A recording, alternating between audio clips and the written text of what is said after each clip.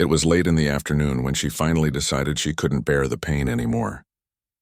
For the last few days, she had been telling herself it was nothing serious, maybe just stress, maybe something she ate, or maybe it would go away on its own.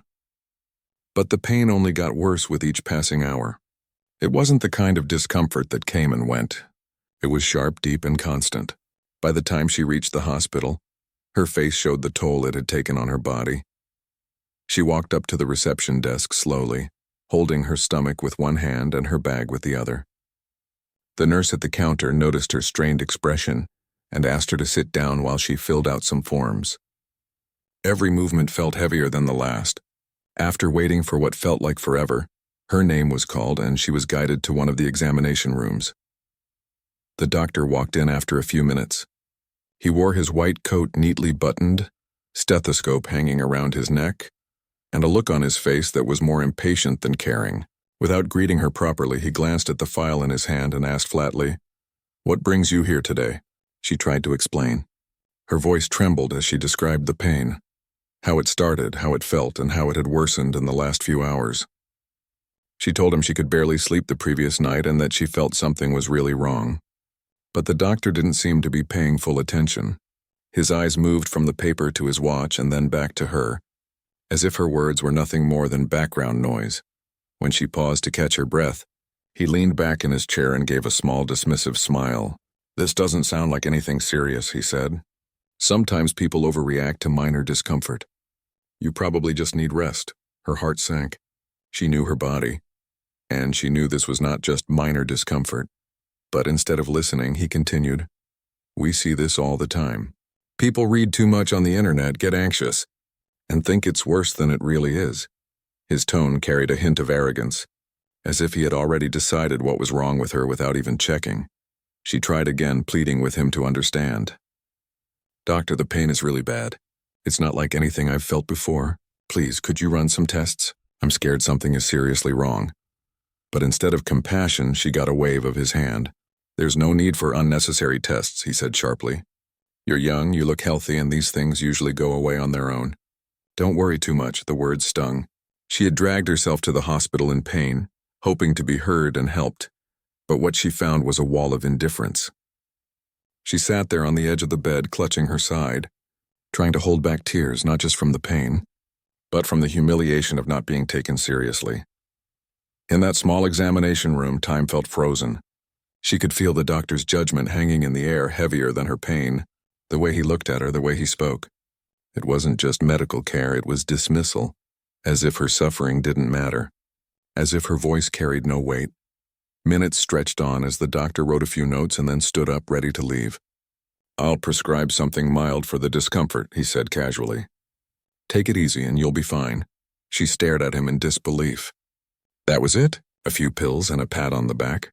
He hadn't even bothered to check her thoroughly, hadn't ordered a scan or blood work, hadn't shown even the slightest curiosity about what might really be happening. Her mind raced with questions. Why won't he listen? Why doesn't he believe me? What if it's something dangerous? What if I don't make it through the night? Fear and frustration tangled together inside her chest. When the doctor finally left the room, she sat there in silence. The prescription slipped, trembling in her hand. The nurse came in shortly after to guide her toward the pharmacy, but she hesitated. Her instincts screamed that something was wrong, not just with her body, but with the way she was being treated. Sitting on that hospital bed, she thought about the countless stories she had heard before, stories of people like her, dismissed when they tried to speak up about their pain, told it was nothing, told to go home and rest, only to discover later that it was something life-threatening. She had hoped those were just stories, exaggerations maybe, but now she felt the weight of those experiences pressing down on her. The pain in her side throbbed harder, almost as if her body was begging her not to give up, not to let her voice be silenced. But at that moment, alone in the room, she felt powerless. When she finally stepped out into the hallway, she moved slowly, every step heavier than the last. People walked past her, some carrying files, some laughing with colleagues, some rushing to their own appointments. For a moment, she felt invisible, like she was fading into the background of a busy hospital where her pain was just another case to be ignored. She reached the waiting area and lowered herself into a chair. Her hands trembled as she held the prescription paper, staring at the words scribbled across it. The doctor hadn't even looked her in the eye when he handed it over. He had made her feel small, as if her suffering was an inconvenience to his day. She wanted to cry, but she held it in. The last thing she wanted was to draw attention or look weak in front of strangers. Instead, she sat quietly, trying to gather strength. Her body was aching, but her spirit was aching more. Inside, a storm was building. She thought about the way the doctor had dismissed her, the way he had spoken without care, the way he had brushed off her pleas. A quiet anger started to rise, not just for herself, but for everyone who had ever been treated that way. She didn't know it yet, but this moment, this humiliation, would not be the end of her story. It was only the beginning, and as she sat in that chair, pressing her hand against her stomach, she whispered to herself, "Someone has to believe me. Someone has to see what's really happening." The waiting room was unusually noisy that evening. Phones buzzed, nurses walked quickly back and forth, and the low hum of people talking filled the air. She sat quietly in her chair, one hand pressed against her side as if holding herself together. The pain had not slowed down. If anything, it had sharpened, pulsing through her body like a steady drumbeat. She wanted to believe the doctor's words, that it was nothing serious, that she could just go home and rest. But deep down she knew that wasn't true. Something was wrong, very wrong. Every time she tried to take a deep breath, the stabbing ache reminded her she wasn't imagining things. Just then, the glass doors of the hospital slid open, and a tall man rushed in. His eyes darted around the waiting area until they landed on her. Relief crossed his face when he spotted her, but it quickly turned into worry when he saw how pale and weak she looked. He hurried toward her. "You didn't call me sooner," he said softly, kneeling beside her chair. His hand brushed her forehead. "You're burning up. Why didn't you tell me it was this bad?" She tried to force a smile. "I didn't want to bother you. I thought it would pass."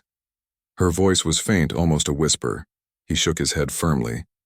"Nothing matters more than this. Tell me what happened here. Did they check you properly?" Her eyes welled with tears, and she explained everything. The rushed appointment, the way the doctor had brushed her off, the lack of any real tests. As she spoke, he could see the frustration behind her words, the way she was fighting to stay strong despite the pain. His jaw tightened. "Wait here," he said, standing up quickly. He walked toward the reception desk, his shoulders squared and his steps determined. She watched him go, a mixture of relief and fear in her chest. She knew he would fight for her, but she also worried how the staff might react. At the desk, he asked firmly to speak with the doctor who had just seen his wife. The nurse, taken aback by the seriousness in his voice, hesitated but then made a call. A few minutes later, the same doctor walked into the waiting area, his expression unreadable. "Yes?" the doctor asked, almost impatiently. The husband didn't raise his voice, but the sharpness in his tone was enough to make people nearby stop and listen. "You sent my wife away without even running proper tests? She can barely walk, she's burning up with fever, and you told her to just rest? Is that how you treat patients here?" The doctor folded his arms, a small smirk tugging at the corner of his lips. "I've been practicing for years," he said. "I know when something is serious and when it's not. Your wife is fine. There's no need to panic." The words felt like a slap. She sat silently from her chair, watching the scene unfold. She wanted to speak up, but the pain made it hard to even raise her voice. Her husband stepped closer, his eyes steady on the doctor. "You don't get to decide she's fine without even checking properly. You're dismissing her pain because it doesn't fit your quick judgment. I won't let you gamble with her health like this." The waiting room had grown quieter. A few people looked over their shoulders, whispering to one another. Nurses moved slower, sensing the tension building in the air. The doctor's face flushed, but instead of showing concern, he looked annoyed. "You need to calm down," the doctor replied stiffly. "We can't run unnecessary tests for every complaint. It's not how the system works." Her husband let out a short, bitter laugh. "Unnecessary tests? She can barely breathe without clutching her side, and you think tests are unnecessary? If it were your wife or your daughter sitting here, would you call them unnecessary too?" That question hung heavy in the air. For the first time, the doctor hesitated. His arrogance faltered, but only for a moment.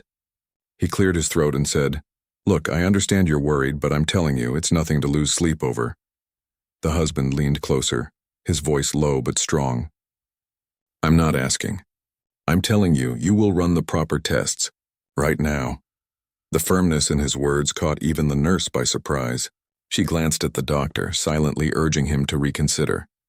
But the doctor crossed his arms tighter, as if the challenge to his authority stung more than the risk of being wrong.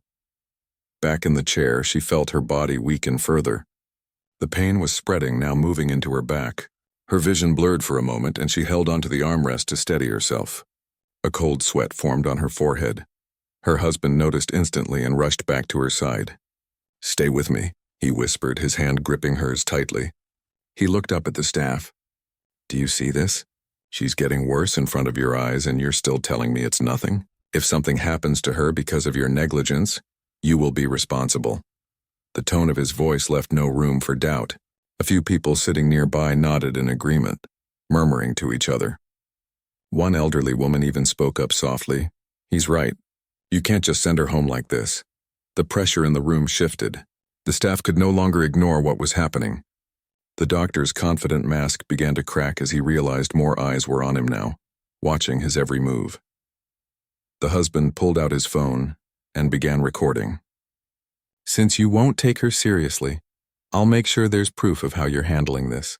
If she collapses because you refused care, the world will know exactly what happened here." The doctor stiffened, glancing nervously at the phone. His arrogance was still there, but it was now mixed with a flicker of uncertainty. He opened his mouth as if to protest, but the weight of the growing crowd silenced him. The wife, sitting weakly in the chair, could feel the shift. For the first time since arriving, she felt a tiny glimmer of hope. Her husband's voice carried the strength she had lost, and even though she was still in pain, she knew she wasn't invisible anymore. The nurse quietly leaned toward the doctor and whispered something. But the husband caught the words. "Maybe we should check her again, just in case." The doctor gave a small sigh, clearly annoyed that his control over the situation was slipping. But with more and more people watching, he realized he had no choice but to agree. "Fine," he said sharply. "We'll do a few tests, but I still believe it's nothing serious." Her husband bent down to her level and brushed a hand over her damp forehead. "You hear that?" he said softly, his voice full of determination. "They're going to check you properly now. You're not alone in this." She gave him the faintest smile, a mixture of gratitude and exhaustion. She didn't have the strength to speak much, but her eyes told him everything. "Thank you for standing up for me. Thank you for not letting them dismiss me." As the nurse prepared to move her into another room for further checks, the waiting area buzzed again with quiet whispers. Strangers glanced at her with sympathetic eyes, silently rooting for her. The man stayed close, walking beside her every step, refusing to let go of her hand. Inside, she was still in pain, still scared of what the tests might reveal. But she also felt something new, comfort.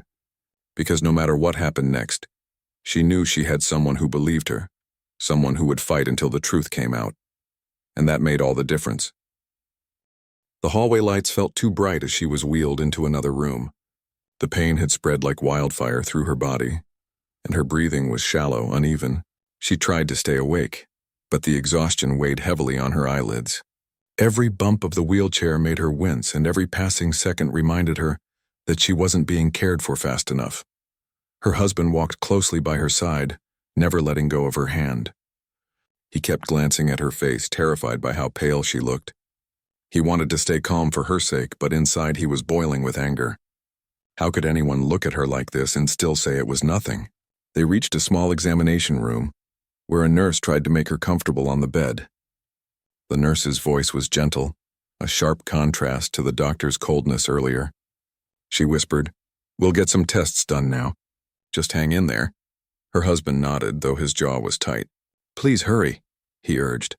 The nurse quickly prepared for blood work, but the doctor came in again, standing at the foot of the bed with his arms crossed. His expression was more irritated than concerned.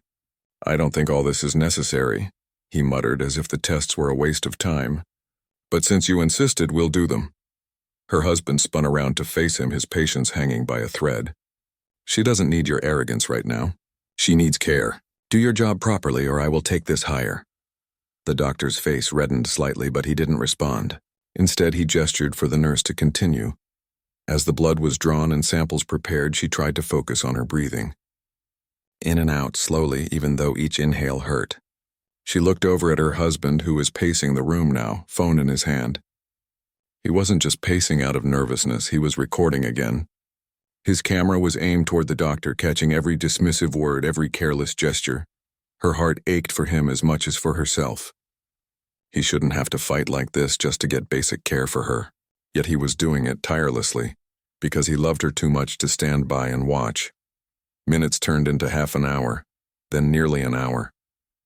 The test still hadn't been processed. She grew weaker with every tick of the clock, her skin damp with sweat, her body trembling from the pain. Finally, she whispered, "I can't do this much longer." Her husband immediately rushed to her side, crouching down and holding her hand. "Don't talk like that. You're going to be okay. Just hold on. I'm right here." His voice cracked even though he tried to hide it. He kissed her hand, desperate to keep her awake. "You're strong. You've always been strong. Just a little longer." But inside, panic was rising. He could see the color draining from her face, her lips dry, her breath shallow. He turned back to the staff, his voice booming now. "Where are the results? She's getting worse by the minute. What are you waiting for?" The nurse looked helpless, glancing at the doctor. The doctor shifted uncomfortably, clearly realizing the situation was slipping out of his control. Yet his pride didn't allow him to admit he might have been wrong. "It takes time," the doctor muttered. "You can't expect instant answers." The husband's eyes blazed. "Time? She doesn't have time. Look at her. Do you see what's happening?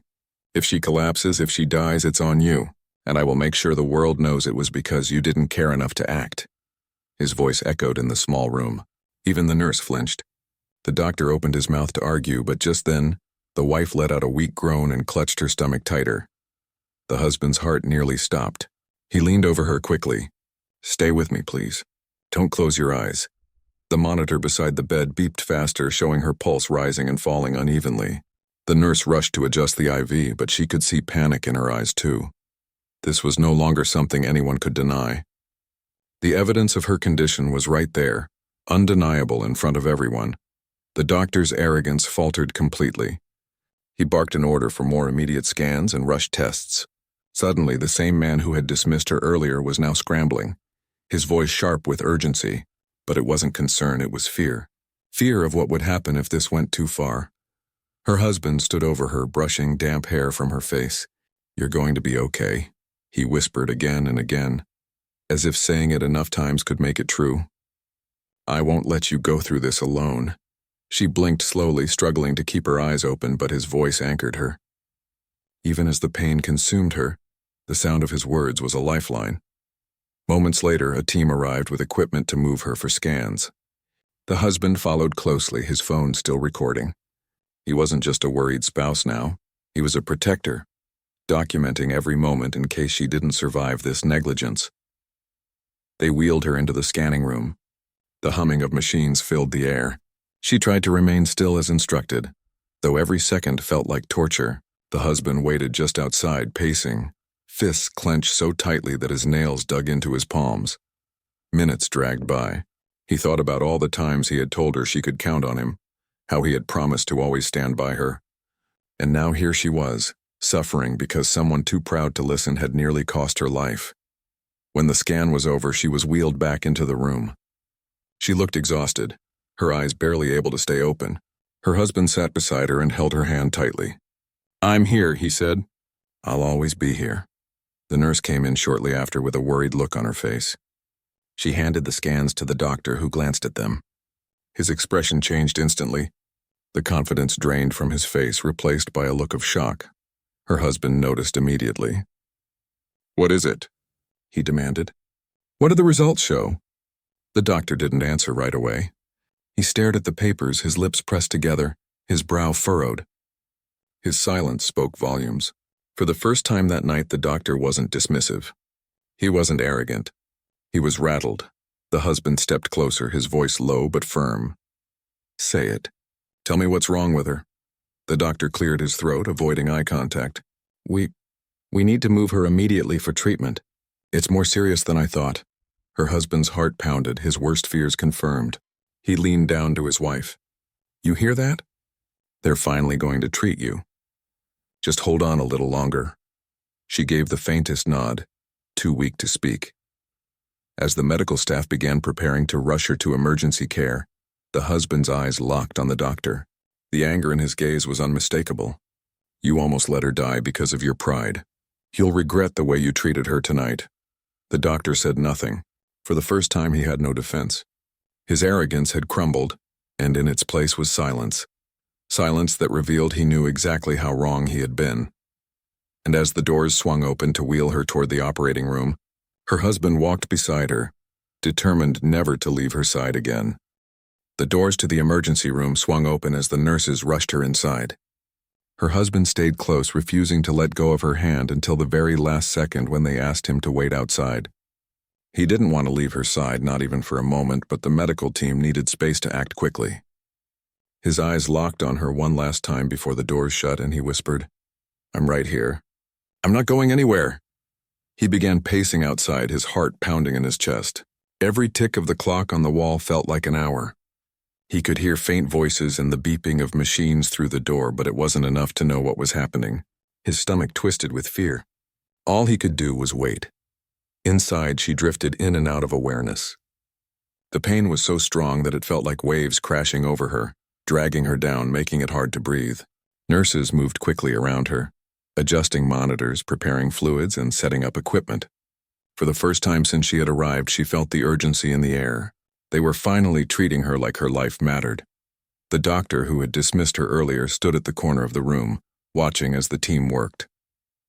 His face was pale, his confidence stripped away.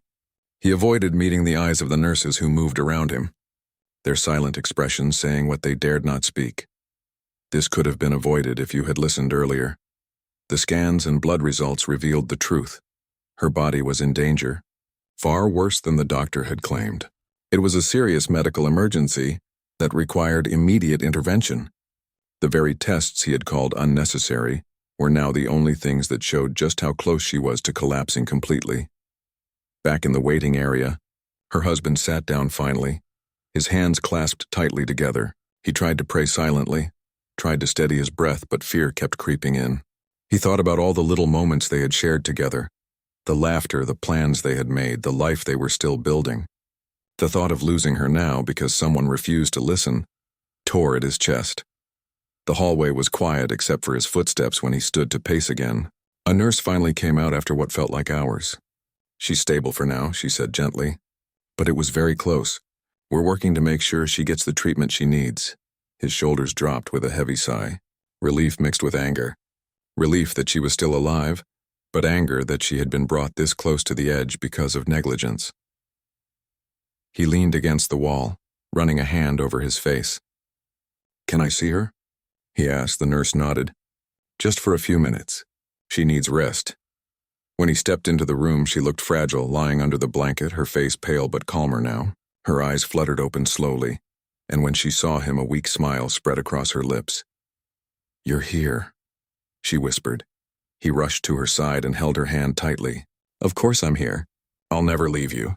You scared me half to death." She tried to laugh but ended up coughing softly. "I told you something was wrong," she said faintly. He brushed her hair back gently. "I know, you were right. And I promise you they're never going to ignore your voice again." He sat there quietly, his thumb moving slowly across her hand, grounding her, giving her strength. He didn't want to show her just how angry he still was.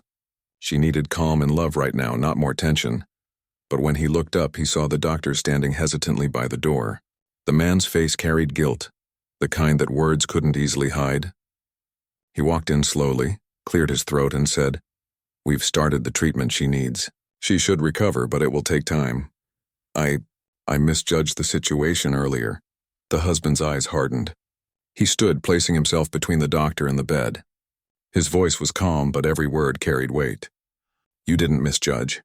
You refused to listen. She told you she was in pain, and you dismissed her. She nearly died because of that." The doctor lowered his gaze, unable to argue. "I'm sorry," he said quietly. The husband shook his head. "Your apology doesn't erase what happened. If I hadn't pushed, if I hadn't fought for her, she wouldn't even be alive right now. Do you understand that?" The room fell silent. The nurse nearby shifted uncomfortably, and the machines beeped steadily beside the bed. The doctor gave a small nod, then quietly excused himself, leaving the room with his head bowed. She squeezed her husband's hand gently, pulling his attention back to her. "It's okay," she whispered. "Don't waste your energy on him. Just stay with me." He sat back down, kissing her forehead softly. "I'm not going anywhere." Over the next few hours, more senior doctors and specialists came to check on her. Unlike the first one, they listened carefully, explained every step, and treated her with genuine care. The contrast was striking. Her husband noticed how differently they spoke. Gentle, respectful, and patient. Each test, each explanation reassured him that finally she was in safe hands. But the anger still simmered beneath the surface. He couldn't stop thinking about how close he had come to losing her. All because of arrogance and prejudice.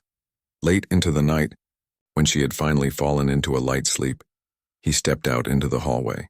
His phone buzzed with messages from family and friends he had called earlier. He updated them quietly, then opened the video recordings he had made. Every dismissive word, every careless shrug from the doctor, every moment where she was ignored. It was all there. Proof. He replayed the videos, his jaw tightening. This wasn't just about her anymore. It was about everyone who had ever been silenced in a hospital, everyone who had ever been told their pain didn't matter. He knew this evidence could make a difference. The night stretched on, but he didn't close his eyes once. He sat by her bed, watching the steady rise and fall of her chest, grateful for each breath. Every beep of the monitor was a reminder that she was still here, that she had survived. The doctor's words from earlier echoed in his head. "I misjudged the situation." No, it wasn't a misjudgment. It was neglect. And now, the truth was out in the open. When dawn broke, sunlight spilled through the small hospital window. She stirred awake slowly, her eyes meeting his. He smiled for her sake, though the tiredness showed in his face. "You made it through the night," he said softly. She smiled weakly. "Thanks to you," he shook his head. "Thanks to your strength. You never gave up even when they ignored you, and I promise you the world is going to hear what happened here. He may regret it quietly now, but soon everyone will know." She squeezed his hand again, her eyes filled with both love and relief. In that moment, even though her body was still weak, her spirit felt stronger than ever. She knew she wasn't alone.